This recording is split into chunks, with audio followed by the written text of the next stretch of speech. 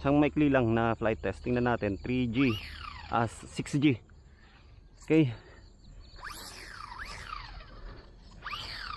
Mabilis buti na mabilis ko siyang na-assemble. Alright, eto na. Ayun. Okay din. Mabilis. Mabilis. Mabilis. Mabilis oh. Ang bilis. Mabilis kaysa doon sa Trojan. Ang bilis oh. Ang ganda rin. Mas agile. Uy, ganda.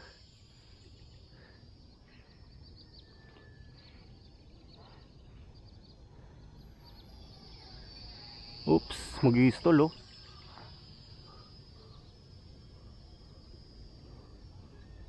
Munti ka mag-stall.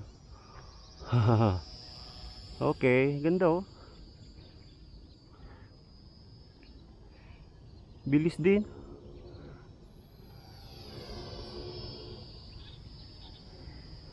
Okay. Nice. Agile. Saka maganda yung ano niya. Maganda yung aileron niya. Sharp yung turn gamit ang aileron. Ayun oh. Ganda oh.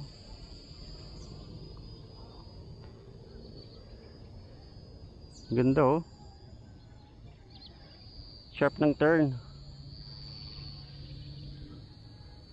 Huwag ka lang dyan babagsak. Kasi hindi masyadong parang hindi masyadong stable eh. Pero goods pa din. You know. Ganda.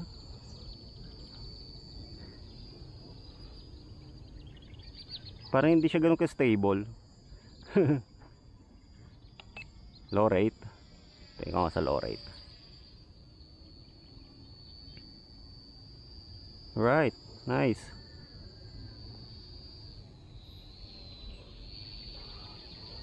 Ganda. Parang hindi siya ganun ka stable yung 6G niya.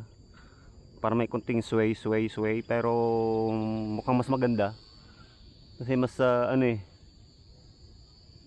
parang mas realistic yung galaw niya eh.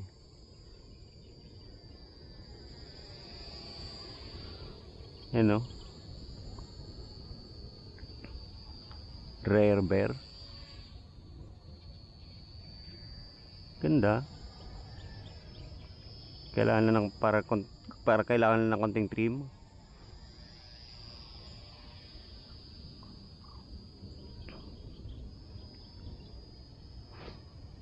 Turn, nice.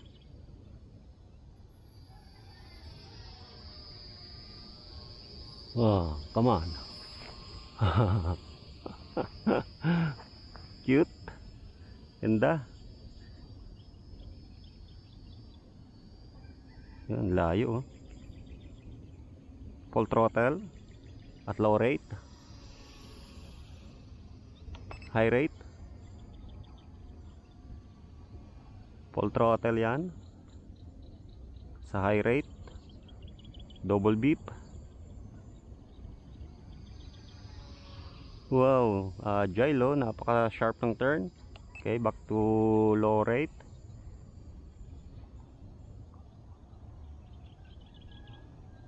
Oh, mukhang nakapalayo yata ng mga 70 meters. Goods. Ganda.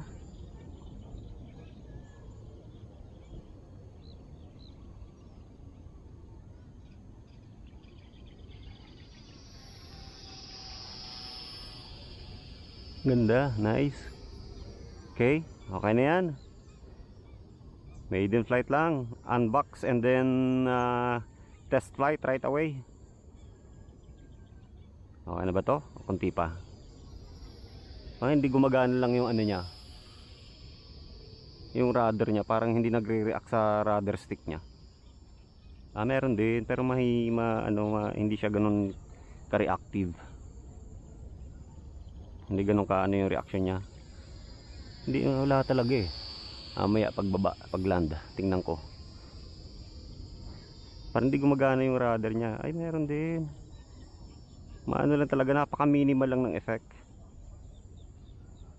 Yung aileron niya talaga yung mas ano, mas nagdadala ng bank and turn. Hindi tulad ng sa A160, yung sa Trojan T28.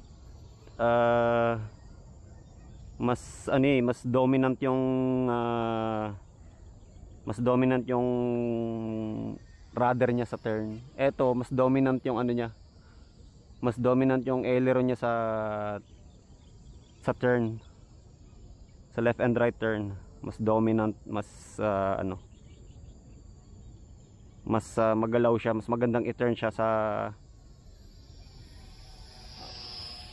kanyang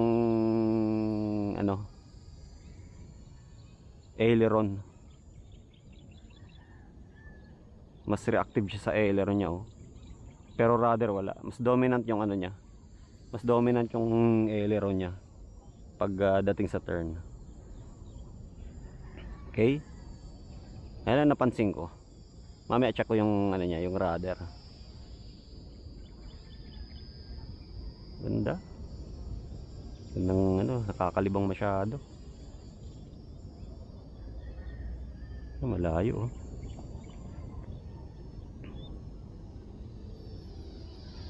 Alright, so land, tingnan natin. Rough yung runway, yung ground. Okay, land. Land. Slowly but surely land. Yun. Rough tanggal yung ano niya. Maganda na na-detach lang yung ano niya. Yung propeller.